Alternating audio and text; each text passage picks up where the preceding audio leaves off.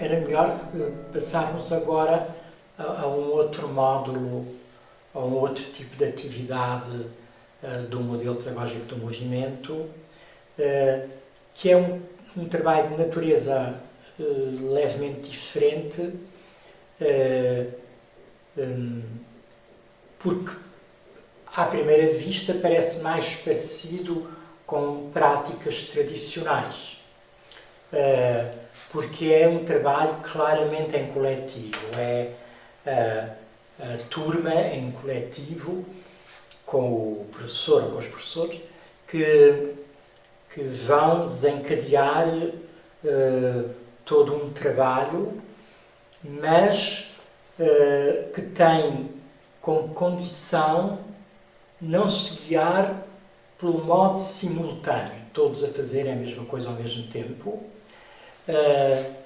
e todos ouvirem apenas o professor, por exemplo, mas, pelo contrário, um trabalho em debate, em diálogo, em desafio dialogado. É um momento para nós extremamente importante para várias coisas no plano do aperfeiçoamento ou para completar informação, competências, etc.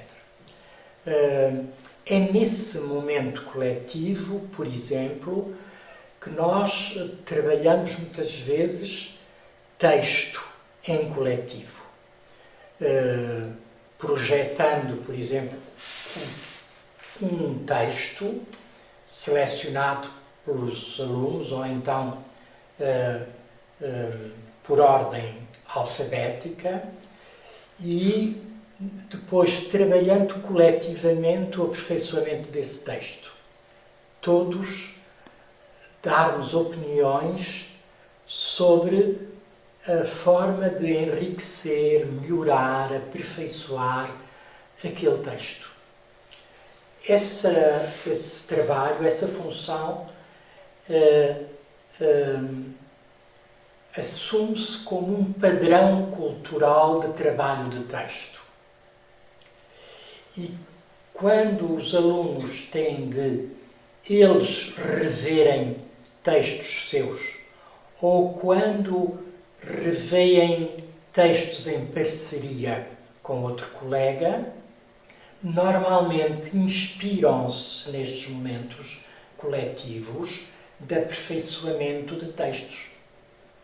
E assim podemos ter várias entradas para trabalhar o texto e não termos tantas aquelas dores de cabeça correntes entre os professores, que é o pensarem que têm que ler todos os textos, todas as composições que os alunos fizeram para ver se não tem erros ou escrever à margem o que é que deve fazer para melhorar o texto, etc. O que se traduz, na maior parte das vezes, também num modo de retrair a produção de texto. Porque como os professores consideram que não têm tempo para ver os textos todos, os alunos deixam de escrever. Porque só escrevem para quando o professor os manda escrever e escreve poucas vezes num período escolar, por exemplo, porque o professor diz que não tem tempo de ver os textos, não é ver textos, etc, etc. Quando para aprender a escrever, o motor da escrita, para toda a gente, é a revisão de texto. É o ter de reescrever um texto, é o ter de aperfeiçoar um texto que me permite fazer evoluir a textualidade, que me permite fazer evoluir o texto, não é? E é assim que eu aprendo a escrever, em boa verdade, não é? É assim também que os escritores aprendem a escrever. é nas reescritas sucessivas que alguns fazem. Então é isso que trazemos para a escola. Mas podem ser também o tempo de rever textos ligados a conteúdos disciplinares, não é? Textos de relatórios de observação em ciências, um texto sobre geografia, um texto sobre história, por aí adiante. A escrita serve todas as disciplinas. E então é legítimo que trabalhemos esses tipos de texto e que os aperfeiçoemos. E o paradigma do aperfeiçoamento é diferenciado. Se é para contar um conto ou se é para fazer um relato de uma experiência de laboratório, etc. Não é? Portanto, vai-se adequando. Nesse tempo coletivo, é um bom tempo para recolher imperfeições, colecionar imperfeições, erros ortográficos, imprecisões, fragilidades, por exemplo, na matemática, coisas diversas que há para aperfeiçoar, para aprender melhor. Podemos trazer isso para o coletivo, expô-lo e pôr-nos a refletir sobre. A maior frequência de determinados erros ortográficos dá-se quando? Para os alunos começarem a tomar consciência e a compreenderem, para antecipar e evitar o uso de determinados erros ortográficos, por exemplo, ou de determinados erros nas operações aritméticas, por exemplo, ou mesmo no trabalho já em álgebra, por aí adiante. Ou tempos coletivos para resolver situações matemáticas com alguma complexidade, em discussão e em debate.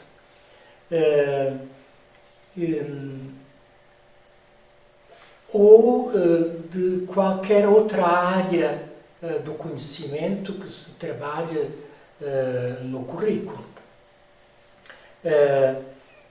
Há momentos de trabalho conceptual, trabalhar conceitos. E então o que fazemos? Fazemos o levantamento da percepção que os alunos têm previamente de alguma coisa, de um conceito. E a partir desses conceitos espontâneos, não é? Ir trabalhando e conduzindo o debate até à construção dos conceitos científicos, para eles verem que a mesma palavra no dia-a-dia e nas brincadeiras tinha um significado, mas que em ciência tem outro, não é? E descrevê-lo e construir esse conceito.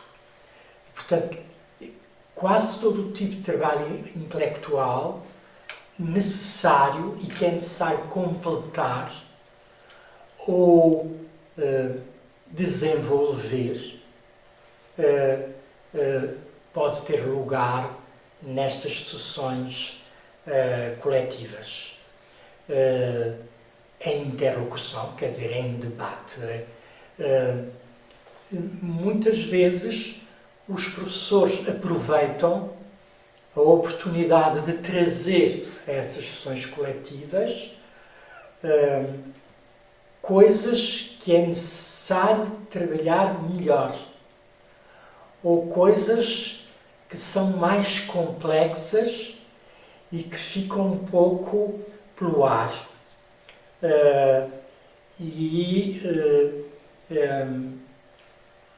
Para além do professor ter necessidade de, depois das comunicações, no tempo das comunicações do trabalho projetado, não é? Dos projetos de trabalho, para além dessas comunicações, o professor ter necessidade, muitas vezes, de fechar ele a sessão de comunicação através de um esquema ou de um fluxograma ou de um conjunto de relações entre conceitos, como se fosse uma síntese a posteriori. Nós costumamos dizer que é mais forte o impacto do professor quando entra a posteriori. O Freinet costumava chamar a isso as lições a posteriori. Quer dizer, as lições depois de ter estudado, as lições depois de ter trabalhado, etc., etc., como forma de síntese e de elucidação, do que em vez de dar lições, aquelas que são a priori, antes de ir estudar. Pode-se guiar o estudo e depois o professor, ou dos alunos mais avançados, fazer uma síntese a posteriori, para guardar. Não é? Há muitos momentos que constituem quase, não é, como se fosse uma espécie de lição a posteriori, fazendo entrar em diálogo, num primeiro momento, a experiência e as percepções dos alunos, por exemplo. É esta a valorização que damos ao tempo coletivo de